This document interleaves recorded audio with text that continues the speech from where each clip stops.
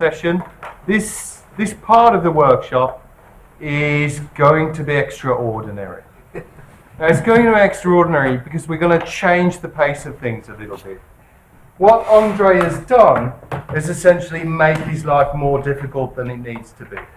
So not only has he organised this whole workshop, but within that he set about it with the idea that he would have an exhibition as part of the wider programme.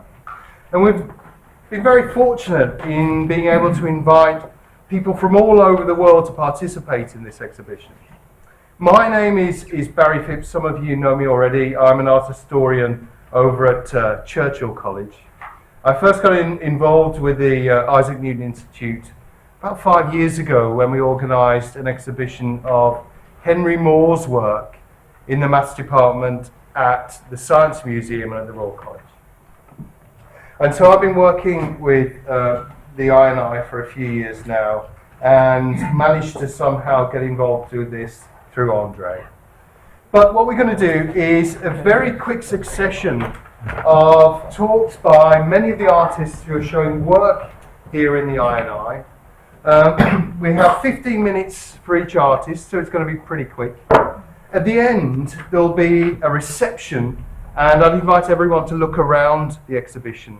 And at that point, you can ask all those bursting questions that you always wanted to know the answer to.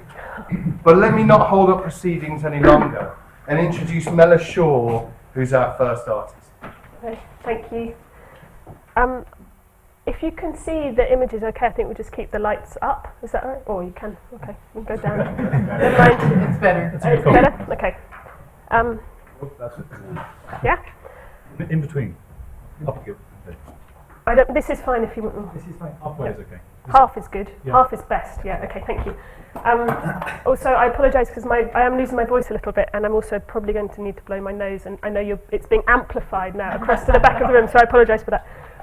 So I just want to basically first thing to say is that I'm possibly a bit of a fraud in my fact of being here, as I am a sculptor very much.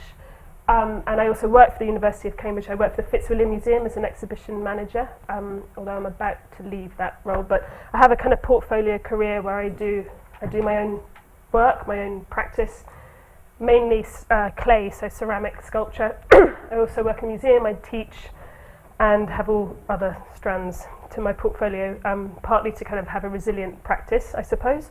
But I'm also... my background is actually in anthropology, so a science of sorts, although some of you may query that.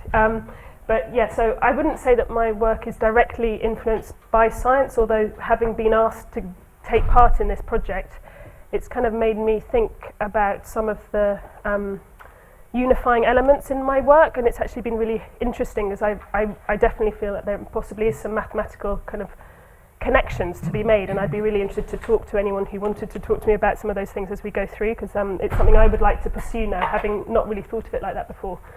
Okay, so from this morning's talks, I was really interested particularly when Mimi and Stephen were talking about this, what is art and what is science and how do they meet and what is the communication between them. And I'd actually already jotted some of these things down, and I was interested how similar their responses were, but particularly Mimi saying, in my practice, really what I'm trying to do, and I suppose it comes back to being an anthropologist originally, is I'm the sort of vessel through which I'm distilling my experiences and abstracting them into the artwork that I make, ultimately. So you don't necessarily need to know what's behind each of the projects that I set myself, but you may have a completely different experience of it when you finally get to see it. However, there was a piece of communication, there was an idea and a thread, and there was a lot of information that I was distilling down at some point. Also, emotion is really important to me. Most of my work is actually in some ways addressing the idea of emotion and what it is to be human, to be physical in ourselves, in our bodies, as well as in the world that we live in. And it's all about communication for me. Art is just about communication. I'm also, as a sculptor, really interested in problem solving. So I'm just interested in making something. For example, this is a sphericon at the front. I heard about a sphericon, which is apparently a mathematical object, and I just thought, oh, I wonder if you can make that out of clay. And that was a little project I set myself. It's kind of halfway in motion at the moment. It needs to be fired. needs its final firing.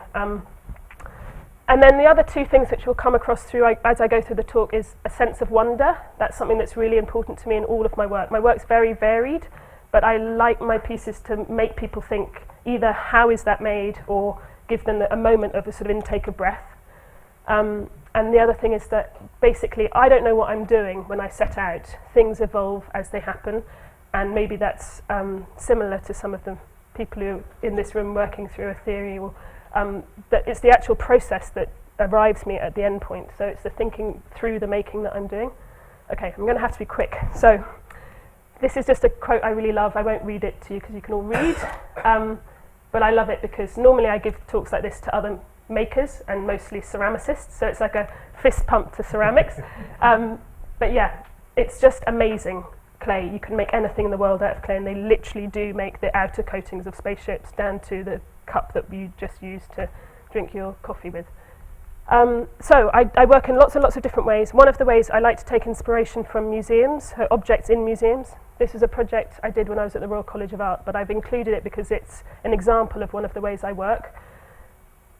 Find an object and kind of reinterpret it. So this is a 17th century Chinese porcelain vessel, and people still don't know how it was made because porcelain has this, it's double skinned, so you can see the tessellated shapes cut out of the outer surface, through which the decoration, that's decoration on the inside of so the outside of the inside skin. People still don't know how they made that in the 17th century because it's so technically difficult. So I took that and I made my own version. So I made a series of these with tessellated, so they're double skinned slip cast vessels, and they've got a tessellated pattern which is sandblasted onto the outside using a vinyl cut, so die cut vinyl. Anyway, this is really, and then there's many of them. This is an example of basically taking an idea from something that already exists and sort of letting it evolve through my practice. Another example of this is I like to work in spaces, so I either respond to an object or also space. This was a space at the Royal College. This is a kind of hallway, very grand hallway. But I was looking at, I started to be really interested in the kind of cultural resonance of pattern, and how when you show someone, 6 people a pattern, it will resonate with them in some way because we'll always have connections, places we respond to. So for me, this pattern is actually very similar to a lot of the floor patterns in Edinburgh, where I'm from. And so I was interested in sort of using that pattern and distorting it through the objects that I was making. And then I put the objects back into the space. So yeah, it's a sense of wonder when people approach them. They weren't really sure what they were, why were they there, but they were kind of interested in them for some reason.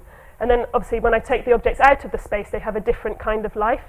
And again, for me, this pattern was in the core. It was almost like the object had been cored. And for me, my home, that floor tile pattern has a very strong emotional resonance for me because it very much makes me think of home. Our tiles are coloured, but it's the same pattern. So it was that sense of a kind of coring of an object. Who am I? How important are my family to me? And that draws something else that I wanted to mention briefly, which is that for me, I think all sculpture, or maybe all art, I don't know, we could ask the other artists here maybe later over coffee, but for me, all of the art that I make is in fact a form of self-portraiture, and you can't really get away from that.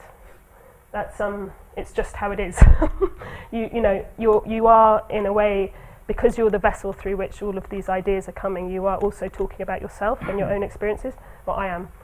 So then another example of my work is, this was a photograph I took on a beach in Suffolk, in Orford Ness. And I was just walking along the beach, and some of you might know it's an amazing place. I was just walking along the beach and saw this, and I just thought this was almost the most perfect naturally occurring sculpture. It's got everything that I love about sculpture, and it's not intentional sculpture, but it's there to be discovered. And it's sparked a whole new body of work for me called Thresholds. When I was, this is all porcelain, and it's stained in the clay. The clay body's coloured, basically. So all of the colour that you see doesn't exist on the surface. It's actually embedded in the clay all the way through the clay.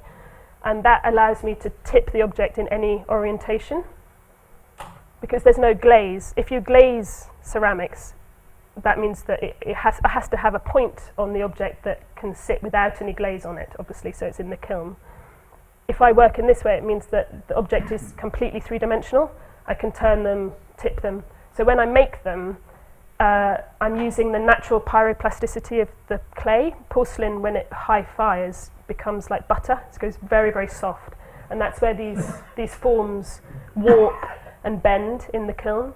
So it would actually be almost impossible to make those exact forms without the clay bending in the kiln. So this pyroplasticity became like a kind of partner in my crime of making the pieces. And then I explored different shapes, different colour combinations. And then I started obviously looking at kind of other connotations. One of the things I really loved is that, I think the top photograph is somewhere in the Highlands, the bottom one's in Zimbabwe. So we have this, connection. Hopefully when people look at my work, there is a kind of cultural trigger, that there's like a memory of those images. You might not have actually physically been there yourself, but you know these kind of shapes, these kind of places. Yeah. So this was a whole body of work. It was also about a lot of other things, but I don't have time to tell you them. And then a few years ago, I did a residency in Stockholm, and a new body of work came out of that. And for that project, I was only there for 3 months, and I took as my inspiration the actual city of Stockholm. And I tried to use my practice. This was kind of a new departure for me, but I tried to think about my practice as another form of anthropology. So while I was there, I let myself kind of witness and experience the physical landscape of the city, and then kind of diffuse that into, this was something I found. This is just a chair that had been strung up for no apparent reason. So I started just looking at the random little bits of architecture in the city. There are lots of railings. I don't know if people know Stockholm, but it's a sort of city which has a lot of containing apparatus. It's quite a controlled city, but it also has these very wild spaces and literal forests that you can just walk in and out that have wild animals in them right in the city. So I was combining these two elements, and these are just sort of inspirational photographs that I then used to make a new body of work. And the colour palette was taken completely from everything I found. So these were the colour of the buildings. So this body of work is called Notes on a City, the city being Stockholm. And it was quite a big departure for me, but has been really great because it's given me lots of opportunities. It's been quite well received work. So throughout all of my work, I've started to think about it in a slightly different way and start thinking it seems very disparate. Each of my projects seems quite different to the next one, but actually they're all about the same kind of things, and those are balance, tipping points, things being right on the edge of just before collapse, I suppose, like the threshold porcelain pieces. They're caught just before they fall apart totally. So it's that sense of transition from one state to the next. And maybe, I don't know, maybe that has a kind of mathematical equation or something that could be helpful. I would love to know if there is anything that would be helpfully to be explored there. And then I took some of these objects back into the environment and kind of flipped it on its head. Sorry that I'm having to go so fast, but I think I've got like 3 minutes. Yeah. All of these individual elements have a whole explanation as to what I was referring to, but for now, and then when that work got selected to be part of the award exhibition at Stoke-on-Trent in the British Ceramics Biennial, which was fantastic for me because it meant that, I don't know how many, I think like 24,000 people come to the show or something, so it's really brilliantly a good exposure for me. And you can also see the scale of these more now. So each of these, I called them postcards because they were almost like a little vignette of the city that I was posting home to kind of give to an audience here this was my experience, you know. It was also, I showed it in Stockholm, which was also interesting because, you know, it's interesting to show the people I was kind of my subjects, my anthropological subjects, this is what I think of your city, and I had brilliant feedback from them. They were like, yeah, that's totally true. They hadn't seen the things that I'd seen until then, which was really interesting. Yeah, so he's the scale, that man. Okay, and then the last thing I just thought I'd quickly tell you about the piece that's actually in the exhibition outside. So these are big, I call them spinning tops or tumbling forms. They're press moulded. So again, the idea that they're actually quite similar to the original cups that I showed you at the beginning, but those were slip cast. Because they're much smaller, the cups, you can use slip and without any sort of deforming in the kiln. But because these are so large, I'd have to use like industrial strength sort of lavatory ware slip, which actually is something I'd really like to do, but for the time being I'm press moulding them. You can see how I make them there. That's the conical internal bit. If you can understand that bit of the mould goes inside that piece. And then this is the one on the left. The one on the left is it having its first bisque firing, which just returns it to a really white, pure clay, just like this one here, the sphericon. And then I apply some patterning. It's like a resist, and you know, it's a very simple resist. And then it's basically a matter of chance. I smoke the fire them in a really basic way. I like it being really, really hands-on. And that's the kind of element of chaos. So this idea that the form itself is quite regular and stable, but then I kind of give it over, and you know, sometimes they come out okay, sometimes they don't. I can put them back in. I can keep going. So obviously each time they get darker, but there is some control there. But mostly I'm not really in control. And that's a detail of the one that's outside. So yeah, I suppose in conclusion, that work also links in the same way of this sense of balance and movement. Lots of people, even ceramicists, say to me they don't quite understand how I've made them. Like, is it solid? Is it slip cast? And yeah, order in the form, but also chaos in the decoration. And then the last thing I was going to say is that I've got a big project coming up that's going to be shown in an exhibition in the Saatchi Gallery, which is called Collect, and it's run by the Craft Council. And that's in February, 23rd to the 25th of February next year, and you're all very welcome to come. I think you have to pay to get in, unfortunately, but and this is it's a kind of environmental tipping point, this project. So I'm looking at plastic pollution and the seas, and so I'm making a huge installation of smoke-fired fish, but also smoke-fired ceramic versions of plastic containers. So again, looking at thresholds and unreachable points, you know, points of no return, I suppose. That's me, done.